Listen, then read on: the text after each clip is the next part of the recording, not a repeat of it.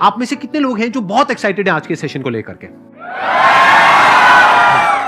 तो अब मैं जैसे ही आपको नाम बताऊंगा उनका, जो हमारे आज के गेस्ट हैं, तो आपका जो एक्साइटमेंट लेवल है वो और बढ़ जाएगा। ये बताने से पहले कि गेस्ट कौन है, मैं आपको थोड़ा सा बताता हूं YouTube के बारे में। YouTube में क्या है कि पूरे वर्ल्ड की अगर बात करी जाए तो करोड़ों चैनल्स हैं जो अलग अलग जॉनर्स में हैं, अलग अलग कैटेगरीज में हैं। उसमें से दो बड़ी कैटेगरीज हैं, मोटिवेशन और एजुकेशन। पूरे वर्ल्ड में जो वर्ल्ड का नंबर 1 मोटिवेशन चैनल है वो मेरा है, और जो वर्ल्ड का नंबर 1 एजुकेशन चैनल है किसी इंडिपेंडेंट क्रिएटर का, वो उनका है, जो कि हमारे गेस्ट हैं। उनके 17 मिलियन से ज्यादा सब्सक्राइबर्स हैं। Please give an energetic and warm welcome to the one and only Khan sir.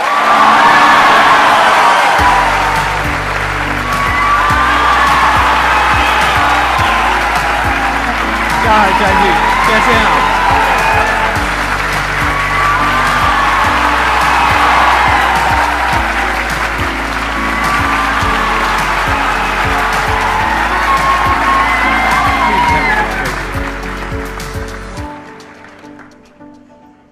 इससे पहले कि ऑडियंस आपसे कुछ पूछे या इंटरेक्ट करे, मेरे माइंड में एक क्वेश्चन है आपके लिए जी।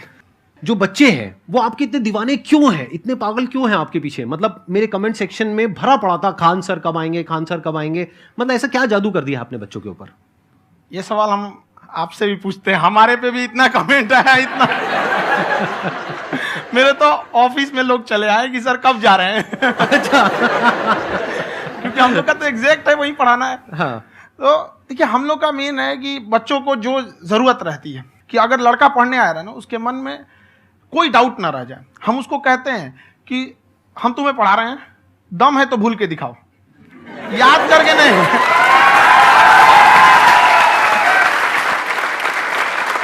प्लस आप जिस प्राइस पॉइंट पे पढ़ा रहे हैं, आई थिंक वो सबसे कम है, वो बहुत ही कम है। सर ये जो फीस का कल्चर है, ये हमारा इंडियन कल्चर नहीं है। हमारा इंडियन कल्चर गुरु दक्षिणा है, उस हिसाब से वो सही है। ऑक्सीजन जैसे जिंदगी के लिए जरूरी है, वैसे एजुकेशन जरूरी है। कोई ये नहीं कह सकता है कि पैसे की वजह से वो खान सर के यहां से लौट गया। क्या बात है।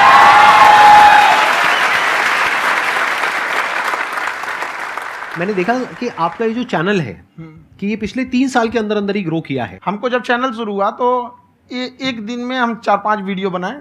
एक हमको कुछ आता, आज भी नहीं आता इतना, तो हम देख के कैमरा उमरा तो हम कंफ्यूज हो गए, बाप रे। तो हम एक ही दिन में वीडियो शूट किया, पढ़ाने वाला टॉपिक था। हमको उसके बाद कभी वीडियो नहीं, 6-7 वीडियो एक ही बार शूट कर लिए।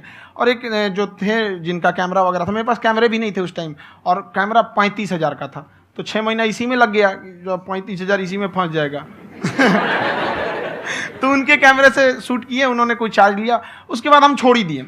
लॉकडाउन लगा, तब हम कहें आप कैसे पढ़ाएंगे, वो तो 1 दिन 2 दिन करते करते अचानक लंबा हो गया। तब हमको याद आया कि ओहो मेरा एक चैनल भी है वहाँ पे। तो उस समय उस पर लगभग 30,000 सब्सक्राइबर हो चुके थे। तो जैसे लॉकडाउन लगा तो उस पर पढ़ाना चालू किया, और पता नहीं क्या लोगों को पढ़ाई में इतना इंटरेस्ट आ गया कि आपका स्टाइल ऐसा है थोड़ा सा, आप आई थिंक पढ़ाई के साथ साथ में जो बीच बीच में आप थोड़ा बहुत छोड़ते रहते हैं ना, मतलब जो एंटरटेनमेंट चलता रहता है। ये बात हम देखिए, जब हम गुलाम थे ना, तो अंग्रेजों ने एक चाल चला था कि भारत को हम फिजिकली गुलाम रखेंगे 100-200 साल, मेंटली 1000 साल कर देंगे।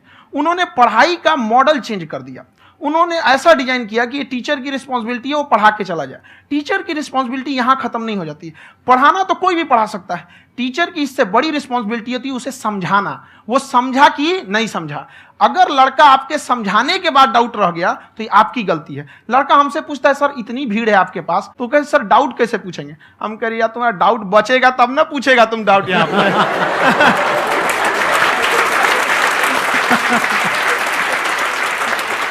कॉन्फिडेंस नेक्स्ट लेवल है खान सर का, मानना पड़ेगा। और शायद यही वजह है इनकी जो ग्रोथ है उसका।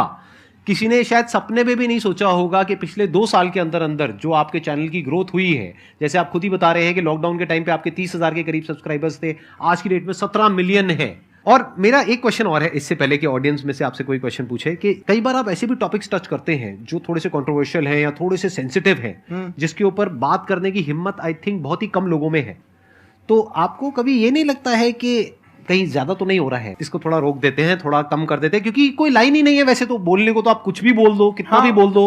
हुई है कंट्रोवर्सी बहुत बार। एक्चुअली बचपन से हमको फौज में जाना था, और फौज वालों के लिए ये सब मायने नहीं रखता। उसको करना है मतलब करना है, तुम सामने कुछ भी रहो, डजंट मैटर।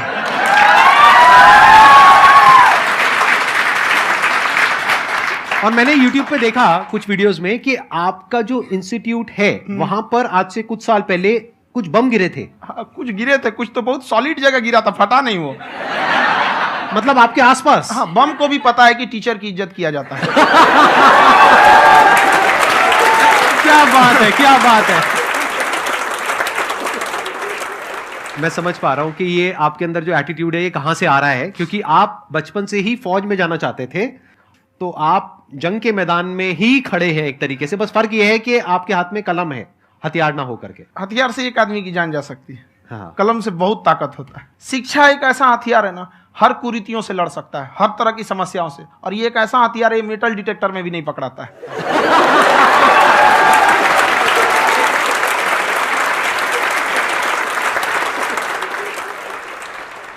मेरा क्वेश्चन ये है कि अभी प्राइवेट ऑर्गेनाइजेशंस में पीटने का, पनिशमेंट का ये सिस्टम जो है खत्म हो गया है। हम आपके वीडियो में देखे हैं सर कि आप एक बड़ा सा रोल रखे रहते हैं, पुलिस वाला लाठी है वो, पुलिस वाला लाठी है, और स्टेज पे बुला के बच्चों को उसी से धुनाई शुरू कर देते हैं मस्त एकदम से, है ना। तो सर मतलब कि बच्चे मतलब कि डरते नहीं हैं आपसे, और इस तरीके से कैसे कनेक्टेड हैं आपसे, है ना। और एक और क्वेश्चन सर, यूपीएससी का जो आप अपना बैच स्टार्ट करने वाले हैं, ठीक है, उसके बारे में बताइए सर, क्योंकि मुझे मतलब कुछ इशू करना है सर, ठीक है। और संदीप सर को देख लिए, मेरा तो वैसे ही हो जाना है।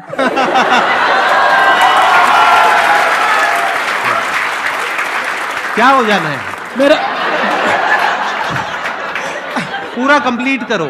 I'll be an IAS officer next year because I have seen you, sir. My day is like complete, sir. All the best. Thank you so much, sir. Thank you. पूरा बोला करो। Thank you.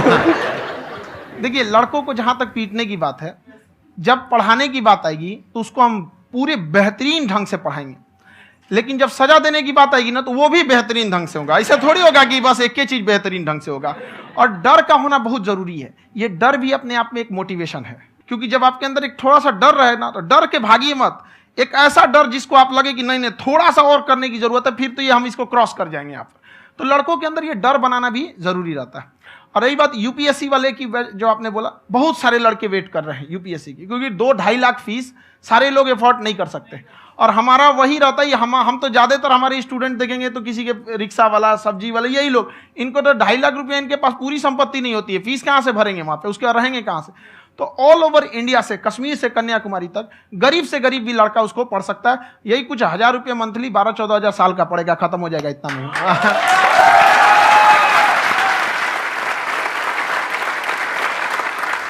ये जो डंडे वाली बात इन्होंने कही, ये सच है? मतलब आप हाँ, सच में एक डंडा रखते हो? पुलिस का ही है वो। और मारते हो?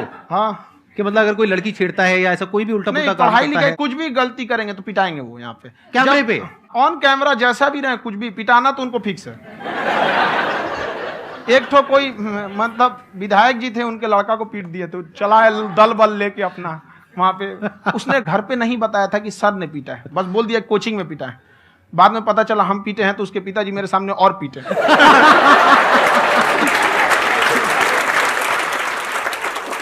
सर आपका सबसे बड़ा डर क्या है, आप दोनों का? फौजी को डरे नहीं लगता है, बाकी अफसर से पूछिए। आज के सेशन से पहले कोई डर नहीं था, लेकिन अब मुझे इनकी डंडे वाली कहानियां सुन करके डर लग रहा है कि कहीं मैंने गलती से कुछ बोल दिया अरे ऐसा और नहीं, इन्होंने कहीं पीछे कुछ रखा हुआ है, और यही आ करके अगर इन्होंने मेरी पिटाई कर दी तो बहुत बुरा हो जाएगा। तो इसलिए हमको थोड़ा डर लग रहा है।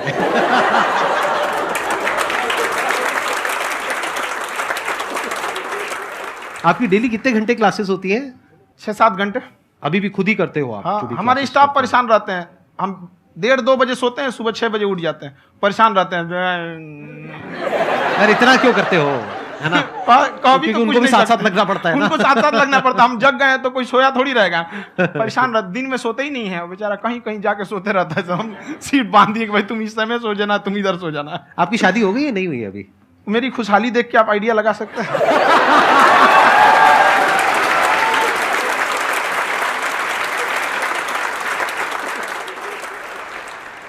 First of all I would like to say sir thank you so much to you and to your team कि आपने मुझे यहाँ आने का मौका दिया। एंड सर अब तक मैंने आपको सिर्फ फ़ोन या लैपटॉप में ही देखा है दोनों को, आज फर्स्ट टाइम लाइव देख रही हूँ तो बहुत अच्छा लग रहा है।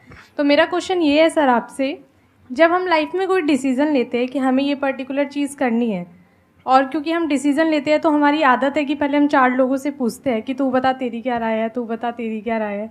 तो उनमें से अगर कोई हमें कह देता है कि ये बेकार डिसीज़न है मत कर, तो हमारा माइंड कहीं ना कहीं डाइवर्ट होने लगता है और उसकी वजह से हम अपना डिसीज़न चेंज कर देते हैं। तो मेरा क्वेश्चन ये है कि कैसे हम अपने डिसीज़न पे स्टिक रहे, कैसे हम जो दूसरे के ओपिनियन है उनको अफेक्ट ना होने दें अपने ऊपर।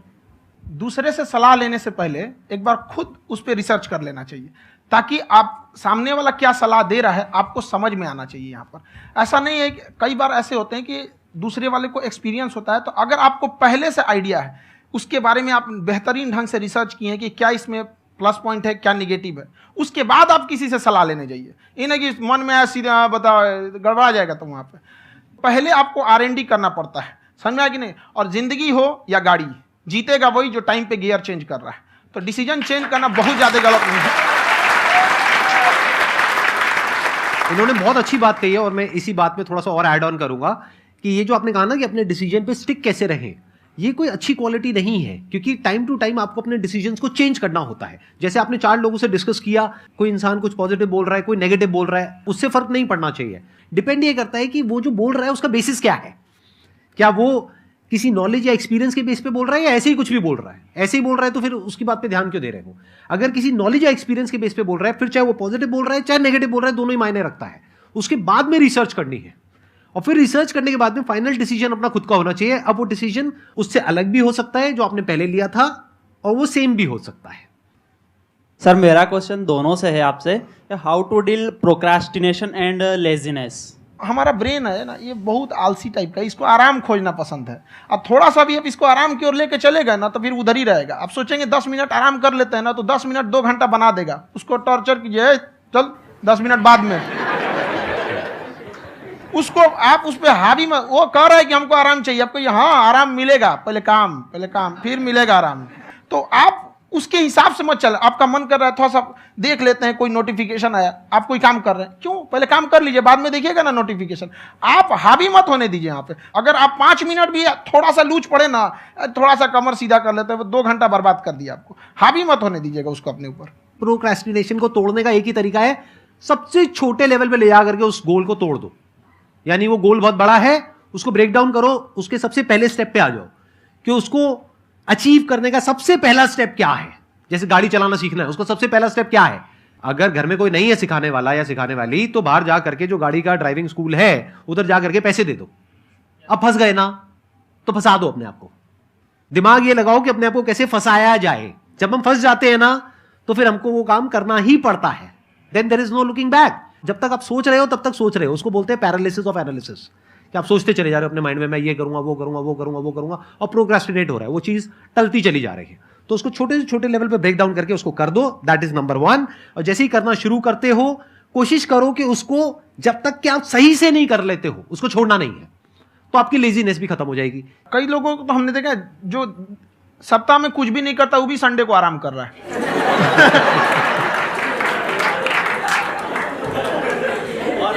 वैसे कहा भी जाता है कि अगर कोई काम आपको करवाना है ना तो ऐसे किसी इंसान को दो जो बिजी है। हाँ। ऐसे आदमी को मत दो जो खाली है। ये परफेक्ट एग्जाम। किसी को भी आप देखिएगा जिसको आप कहते हैं कि मतलब थोड़ा ठीक ठाक आप समझते हैं कि नहीं ये बहुत आगे निकल, वो एक काम को खत्म करने के बाद कभी आराम नहीं करेगा। एक काम खत्म हुआ उसको लगेगा हाँ एक खत्म हो गया, अब दूसरा करना चाहिए। और वही जिसको देखिएगा एक खत्म हो गया और आराम करना चाहिए, कभी नहीं, लाइफ में आखिरी सांस तक। सर यहाँ पे सब हिंदी में पूछते हैं, इंग्लिश में पूछते हैं, मैं भोजपुरी में पूछूं? जौन भाषा ठीक लगे तोने में पूछ दो। हाँ सर।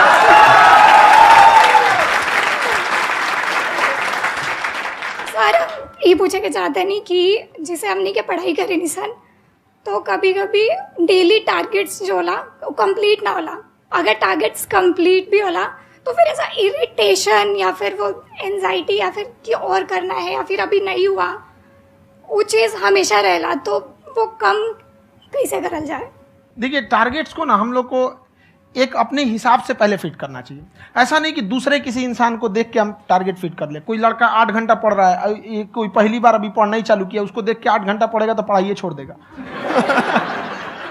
तो आप अपनी क्षमता के हिसाब से देखिए कि आप कितना पढ़ सकते हैं। अगर आपने एक घंटे को बना लिए कि हम 1 घंटा पढ़ सकते हैं, अगले 1 हफ्ते तक उसको सस्टेन रखिए। जिम में कैसे करते हैं लोग, पहले दिन उठा लीजिएगा 1 कुंटल तो हार्ट अटैक हो जाएगा। तो वो धीरे धीरे टारगेट सेट कीजिए और अपनी क्षमता को भी देखिए। हर इंसान की क्षमता अलग है। कंगारू को देख के हाथी छलांग मारेगा, पैर तोड़ के बैठ जाएगा।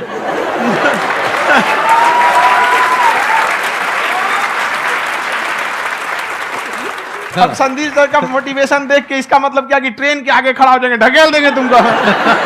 हालांकि ऐसा कर देते हैं, लेकिन ऐसा करिएगा लोग नहीं, क्षमता पता होना चाहिए। आपके अंदर एंजाइटी हो रही है कि मैंने कर तो लिया है। आप ये नहीं कह रहे कि मैंने कुछ भी नहीं किया है फिर मेरे को एंजाइटी हो रही है। आप ये कह रहे हो मैंने काफी कुछ कर लिया है फिर भी एंजाइटी हो रही है कि कहीं कुछ छूट तो नहीं गया है। तो बेसिकली आपको ये देखना है कि अगर आपके अंदर ये एंजाइटी हो रही है, that means you are a very good student. आप एक अच्छे स्टूडेंट हो। क्यों? क्योंकि बहुत सारे स्टूडेंट्स तो ऐसे हैं उनको पढ़ने के नाम से एंजाइटी होती है। तो आपको एंजाइटी हो रही है कि मैंने पढ़ लिया, दिन में मानो 8 घंटे का आपने टारगेट सेट किया और 6 घंटे पढ़ लिया, या मान लो 8 घंटे भी पढ़ लिया, फिर भी एंजाइटी हो रही है कि मैंने 10 घंटे नहीं पढ़ा। तो ये तो अच्छी क्वालिटी है ना, ये तो एक ब्रिलियंट स्टूडेंट की क्वालिटी है, क्योंकि एंजाइटी उसी को होती है जो केयर करता है, जिसको परवाह है, उसी की तो एंजाइटी होती है। जैसे माँ को अपने बच्चे की, जैसे एक माँ को अपने बच्चे को लेकर के एंजाइटी होती है। हंस लो मजाक उड़ा लो मेरा। कोई बात नहीं, एडिट कर देंगे इसको हम। हाँ।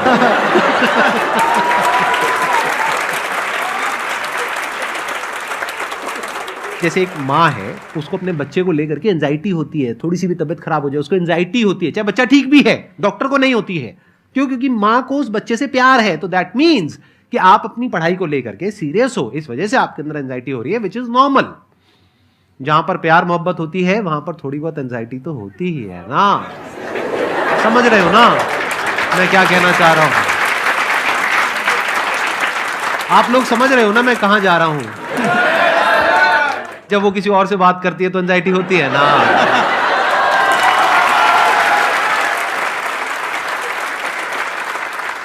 सर, आपकी स्टोरी हमने सुनी थी, तो एक टाइम आया था जब आप गंगा किनारे जाके बैठ गए थे, उस समय आपको कुछ समझ नहीं आ रहा था।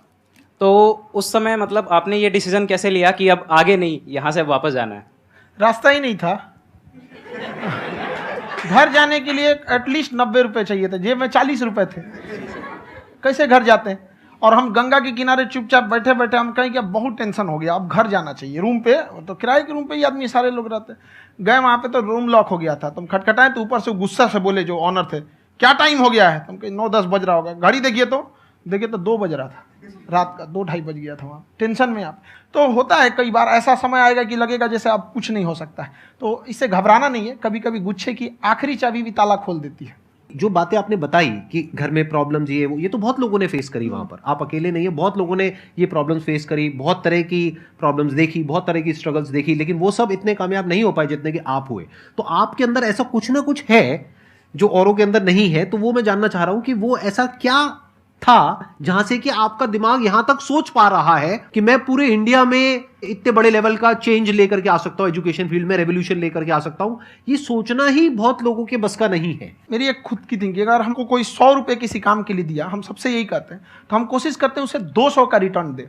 अगर कोई हमसे 200 रुपया फीस दे रहा है, 250 दे रहा है, तो हम उसको ये कोशिश करते हैं कि तुम्हें ऐसा लगे कि नहीं भैया हमने 10-20 हज़ार का पढ़ लिया यहाँ पर। वो ईमानदारी से कभी कमी नहीं। और हमेशा अगर हम प्रॉमिस एक्स का करते हैं तो डिलीवर 4x करना चाहते हैं। ध्यान से सुनना और ध्यान से समझना इस फर्क को। अगर आप समझ पाए तो बहुत आगे जाओगे लाइफ में। एक वो होते हैं जो ये सोचते हैं कि हमें सब कुछ मिल जाए, हमें कुछ भी करना ना पड़े। दूसरी कैटेगरी होती है लोगों की जिनको जितना मिलता है उसमें भी चोरी चकारी करते हैं या कोशिश करते हैं कि उससे कम दे सामने वाले को जितना कि हमें मिल रहा है। तीसरी कैटेगरी होती है लोगों की जो इनके जैसे लोग होते हैं। वो क्या करते हैं? वो ये सोचते हैं कि अगर मैंने किसी से 1 रुपए भी लिया, देखा जाए तो 200-250 रुपए कुछ भी नहीं होता है, 200-250 रुपए अगर मैंने लिया तो कैसे उसको 400 रुपए की वैल्यू दूं। ये जो थिंकिंग है ना, यही एक फर्क होता है एक ऐसे इंसान में जो बहुत आगे निकल जाता है और उस इंसान में जो मीडियोकर रह जाता है। आप अपने आप को अपने आप के ऊपर समय दीजिए, उसको डेवलप कीजिए। जब आप अपने आप के ऊपर खर्च करते हैं तो आने वाले समय में लोग गूगल पे आपको सर्च करते हैं। क्या बात है सर, ये आपने अभी बनाया है या ये कोई पुराना आपका वो है? बनते रहता है, इसे फ्लो में बन जाता है। आपके अंदर ना सर एक कवि छुपा हुआ है कहीं ना कहीं जो बाहर आना चाहता है। कभी ना कभी आपने सोचा होगा कुछ? हाँ, कभी कभी देखिए, एक चीज है, संगत का बहुत अच्छा असर पड़ता है। ये चीज को हमेशा, संगति का मतलब लोग हल्के में ले लेते हैं। संगति का मतलब होता है संग संग गति। तो अच्छे लोग के साथ रहेंगे तो संग संग अच्छी गति होती जाएगी, खराब में रहेंगे तो ये भी होता है। बट अपने आप को थोड़ा सोचना चाहिए कि हम केवल जी के मर जाएं इसके लिए नहीं आए हैं। लोग कहते हैं कि सर नाम क्यों नहीं बताते अपना। हमारी एक ही सोच है कि जाने के बाद इस दुनिया से हमको मतलब एक चीज देना चाहते हैं स्टूडेंट्स को, कि वो याद करें कि इस पैसे की भाग दौड़ की दुनिया में हर कोई दोनों हाथ से लूटने में लगा है, खाली हाथ जाने के लिए ये सबको लगा है। तो हर कोई को ये सोचना चाहिए कि था कोई इंसान जो इतने कम फीस में इतनी शिक्षा जो महंगी थी, जो कमाने का रास्ता था, उसको भी एकदम कंपटीशन इतना कर दिया कि अब लोगों को अपनी फीस बढ़ाने में डर लगता है कि अरे यार, लड़का कमेंट करता है कि खान सर इतना ले रहे हैं, आप बहुत बड़ा टीचर हो गए।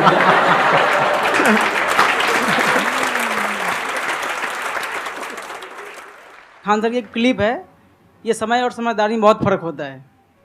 अगर समय रहते समझदारी आ गई तो इंसान कामयाब हो गया, लेकिन अगर समय चला गया फिर समझदारी आई फिर तो बेकार है। तो सर मतलब कुछ आपको ऐसी चीज़ लाना चाहिए जो मतलब बच्चों जो तैयार हो रहे हैं उनको ये चीज़ें मतलब एंड टाइम पे दिखे। समझ रहे हैं आप मेरी बात? नहीं समझ?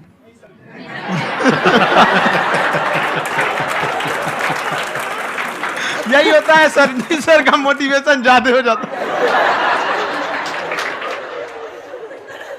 जब आप स्ट्रगलिंग फेज में हैं तो कम से कम चीजों को अपने ऊपर खर्च कीजिए, ज्यादा से ज्यादा सीखने में खर्च कीजिए। अगर आपको राजा बनने का शौक है तो गुलाम की तरह मेहनत करना सीखिए, तब राजा बनेंगे।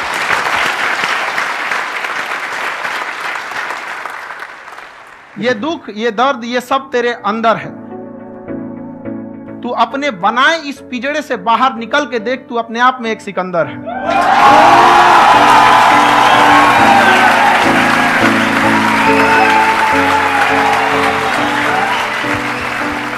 Thank you so much sir for coming. बहुत मजा आया मेरे को आपके साथ में इंटरेक्ट करके। आई एम श्योर आप लोगों को भी बहुत मजा आया होगा।